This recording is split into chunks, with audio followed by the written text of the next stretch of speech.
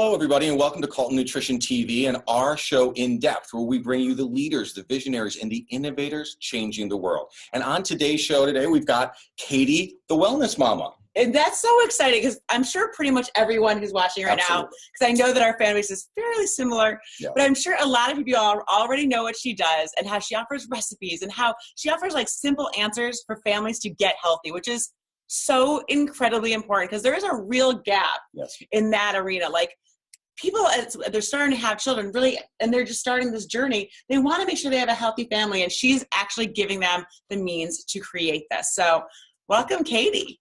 Thanks, guys. It's awesome to be here. Well, we are thrilled to finally get you, and we've tried to connect, and we're thrilled to finally have connected and made some time to get you on the show here. Well, we really respect your work, and so we're going to jump right in, and it's going to be a great interview to introduce you to our people who may not know you, and for the people who've come just to watch this because they're huge fans, they're going to want to know all about you. So let's start off with what motivated you to create the Wellness Mama empire, because it really is an empire at this point. It's funny because I definitely never started off thinking like I want to create some huge empire or even thinking I want to create a business at all. It was, I've always heard the saying, that people go into psychology because they're trying to fix themselves. And I think you guys would attest, a lot of people in this movement, they go into health trying to find their own answers when the doctors haven't been able to give them answers and they've searched every channel they know, they start researching on their own. So that was my story. I as far back as college, was having minor health problems. I couldn't find answers with regular doctors. It was always, your levels are fine. Maybe you just need, maybe you're just a little bit depressed. Maybe you just need, maybe more vitamin D, et cetera, et cetera. And it was like, I couldn't explain to them, like, something's wrong with me and I can't get it in words to you. And they would just test things and say, you're fine. We'll watch this level. Nothing to worry about. So it was trying to find my own answers, and then eventually finding a doctor who was able to diagnose me with thyroid problems and help me on my own journey to recovery after I had already started finding those answers for myself and realizing what worked and what didn't. And I felt like that was so empowering as someone who was struggling, was being able to like just be your own experiment. And not that there isn't a place for medical care, because there absolutely is, but when you're not getting answers, to be able to try to find your own and experiment on yourself and to see results that way. And I think that can be really empowering for a lot of people who were in my situation, who didn't feel like they were getting answers, and it's a very hopeless feeling. So for me, it started as a way to chronicle my own journey, and also hopefully to make sure my kids never had the problems that I did, because obviously prevention is much easier than fixing the problem once it's there. And now I'm entrusted with these 5 little ones, and I want to make sure hopefully they don't ever have the autoimmune disease struggles and they don't have to go through what I went through. So it just really started out of a desire to share that with other families and moms especially, and realizing that unfortunately, I think there are a lot of people out there like me who are struggling right now to find answers. And if I can share and make their journey a little easier, then it's all been worth it to blog. So it really started as a mission, never as a business. And it's just grown from there as I've found more ways to connect with moms through either podcasting or through the blog. And it's been amazing. It's a community now. And that's what makes it so special to me. Absolutely. We're really excited because I do think that a lot of us start off in their own personal, trying to solve their own health problems. And I think that's when it can be most effective, because you've been in their shoes, you know what they're looking for, and you're actually giving a lot of answers to these moms. And we agree that it's great to start with the kids, because by the time you're, in your 20s and 30s, you've already have all these habits and all these things, and these illnesses are already built into you. So we're big proponents of that, and we're helping with our nieces and nephews every single day, not having children ourselves. Yes. We always give that input for them. So one of the things I love that you say is you've got that hashtag just a mom, because I love that. I think it's a great idea. Explain to them what your hashtag means. Well, I think most moms will relate to this, because once you have kids, and especially if you stay at home with your kids, but even if you don't, you get the question from people, do you work or are you just a mom? As if being just a mom is not enough. And any mom can attest that being a mom is a huge full-time job. And especially if you are working outside the home, that makes it even more difficult. So that was out of a desire for me to kind of rally moms with first of all, that is enough. Even if you are quote unquote just a mom, that is plenty. You're doing an amazing, important, super incredible work every single day. And to really bring home the point that while I think it's awesome that women have careers. I obviously have one online that I do from home, but that shouldn't minimize being a mom, because that is day to day. We have so much power in the long term with the future of the health in our country, because as you guys know, we're seeing statistics that our kids' generation is going to have a 50% chance of cancer, autoimmune disease, diabetes, heart disease, which means statistically they're going to get one of those at least. And that's not good enough for me. And I don't think other moms would want that for their children, or you guys would want that for your nieces and nephews. And so I think that moms have a unique power to be able to change those statistics for our kids, because we're raising the kids on a very practical level, and we're teaching them about nutrition, and we're teaching them how to have a healthy foundation, and how to love fitness, and how to spend time outdoors, and how to have a stress-free lifestyle.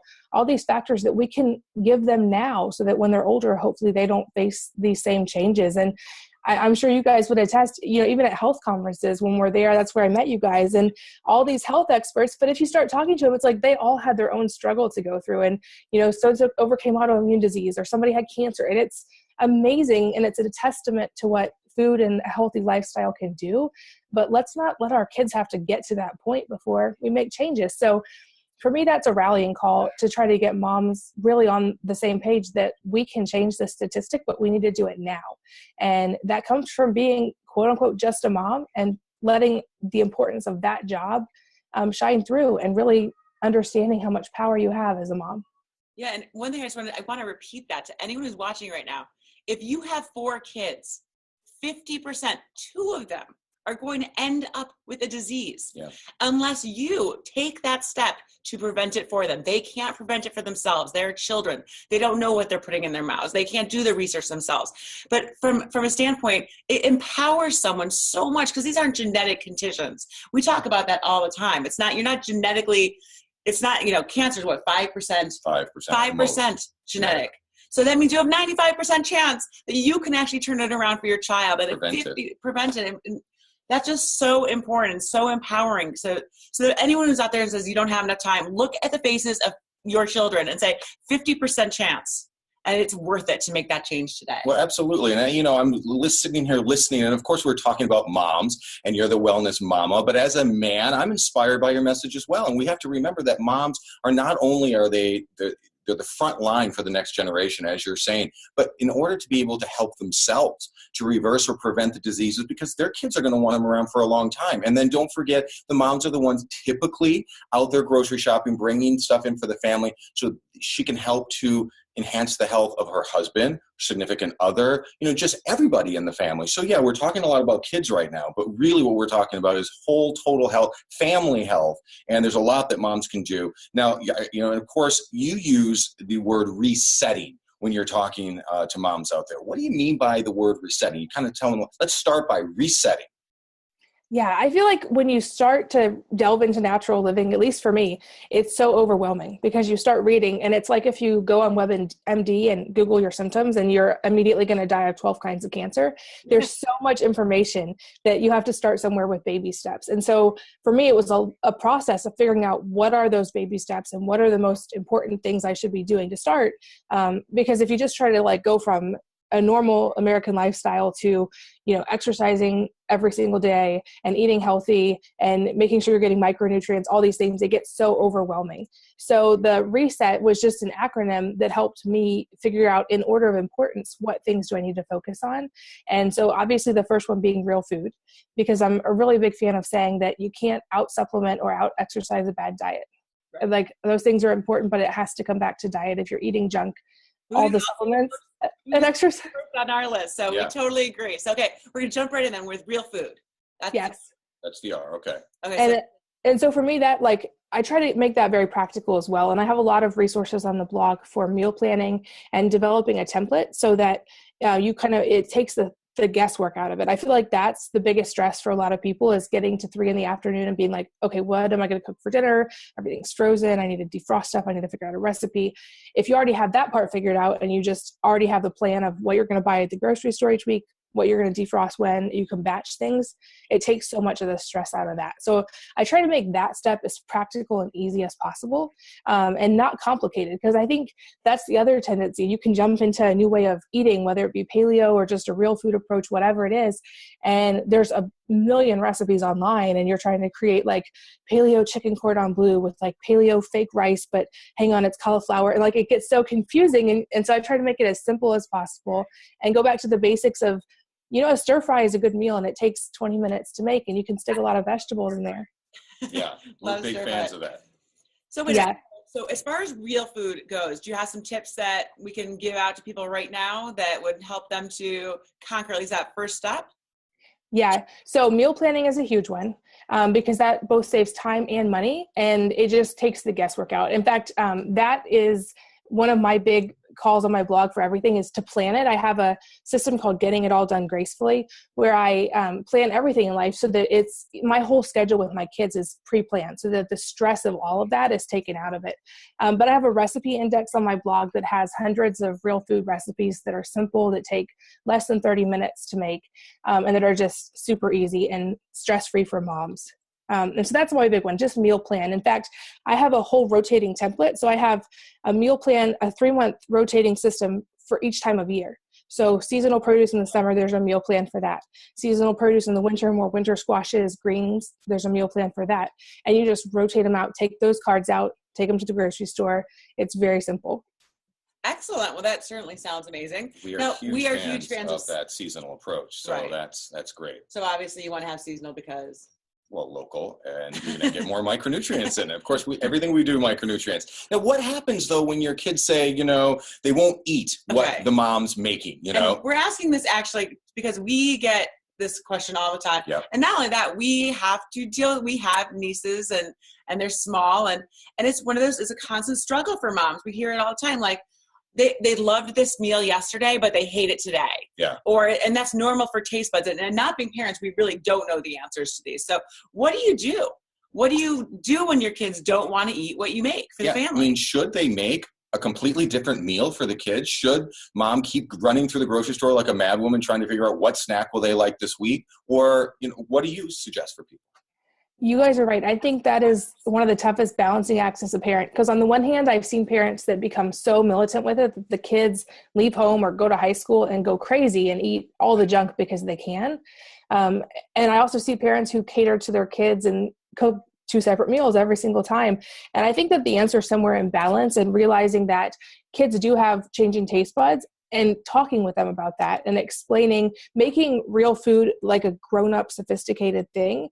And that if they don't like something, instead of presenting it as, that that's bad or trying to force it, make them try one bite and then say, well, you're probably just not old enough. Your taste buds aren't mature enough. But when you get a little bigger and you have more responsibilities and more privileges, and associate that with a good thing.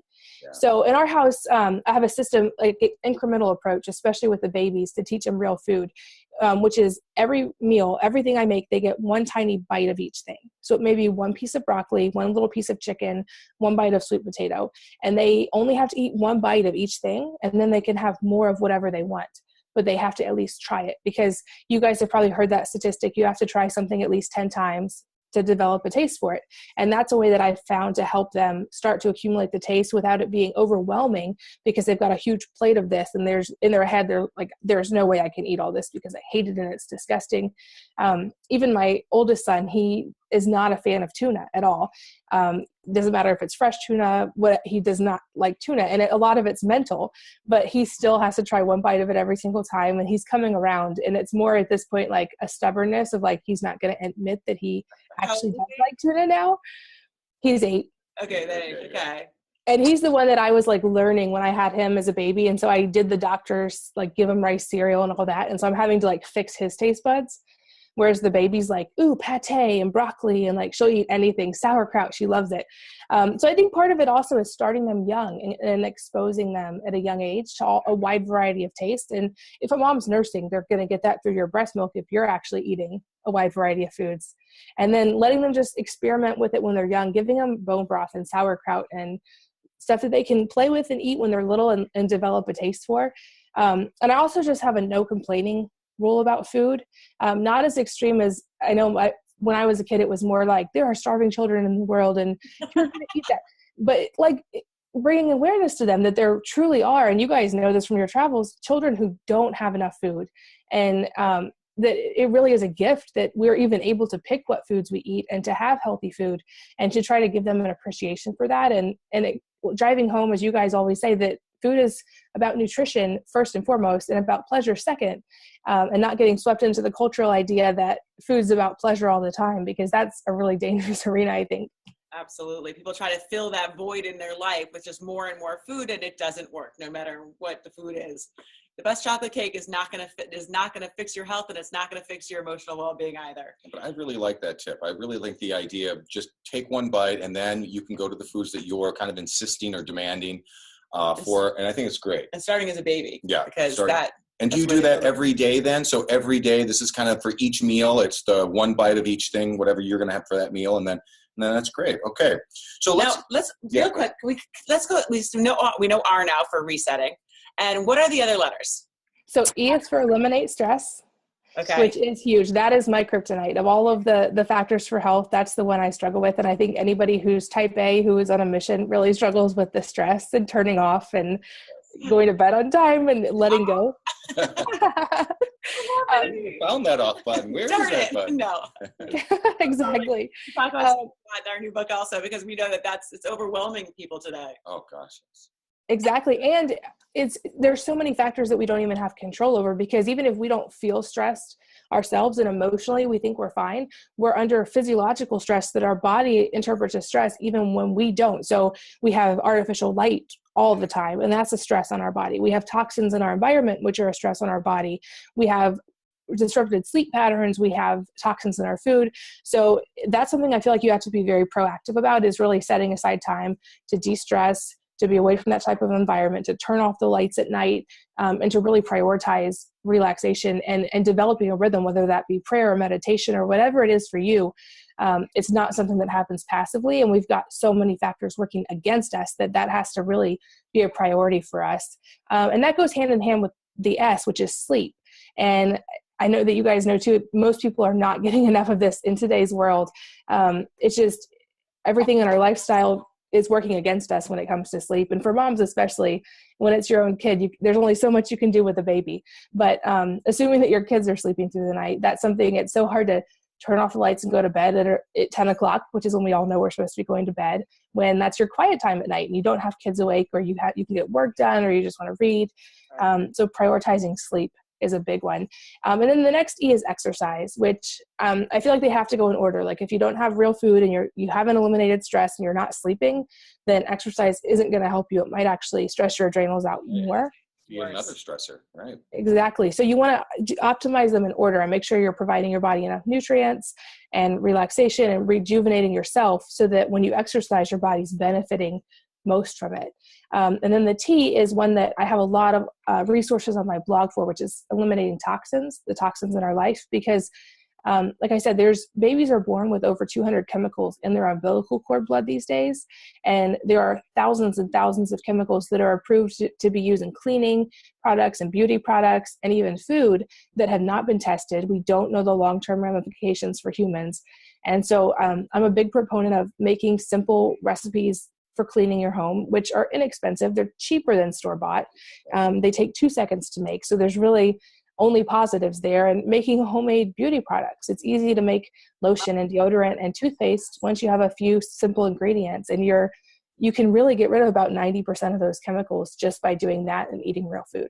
Now, we're really excited about the toxin one, because this is one of the things that when we wrote Rich Food Poor Food, we talked about all the toxic ingredients in your food, but then we still left out everything that's like lurking in your house and in your makeup cabinet and everything like that. Everywhere. And yes, I wear a lot of makeup, obviously, when we do camera stuff. And I'm actually, I love being girly, so you're going to see me. But here's the thing.